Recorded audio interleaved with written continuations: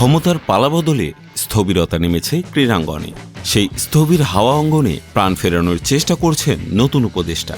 আজ প্রথমবারের মতো ক্রিকেট বোর্ড পরিদর্শন করতে মিরপুরে গিয়েছেন অন্তর্বর্তীকালীন সরকারের যুব ও ক্রীড়া বিষয়ক উপদেষ্টা আসিফ মাহমুদ সজীব ভূঁইয়া। নতুন উপদেষ্টাকে বরণ করে নিতে মিরপুরে ব্যস্ত সময় পার করছেন বিসিবির স্টাফরা।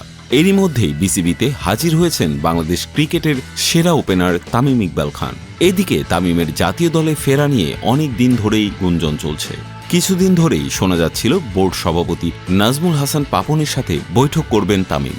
এরপরেই আসতে পারে সিদ্ধান্ত, বিশেষ করে তাকে 2025 চ্যাম্পিয়ন্স ট্রফিতে খেলার প্রস্তাব দেওয়া হয়েছে বোর্ড থেকে। সেটারই চূড়ান্ত ফল আসার কথা ছিল, কিন্তু শেখ হাসিনা দেশ ছাড়ার পর বদলে গেছে সব হিসেব নিকেশ। আত্মগোপনে রয়েছেন নাজমুল হাসান পাপন। বিসিবিতে তিনি আর যে ফিরবেন না তা অনেকটাই নিশ্চিত।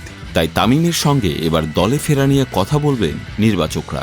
এই বিষয়টি নিশ্চিত করেছেন প্রধান নির্বাচক গাজী আশরাফ হোসেন লিপু। তাই বিসিবিতে যে মিটিং করতে এসেছেন তামিম, তাও অনেকটাই নিশ্চিতভাবেই বলা যায়। তবে আজ ক্রিকেট আঙ্গিনায় যেন এক নতুন আশার আলো দেখা যাচ্ছে, যেখানে পুরনো এবং নতুনের মেলবন্ধনে ক্রিকেটের ইতিহাস প্রবেশ করতে চলেছে নতুন অধ্যায়ে।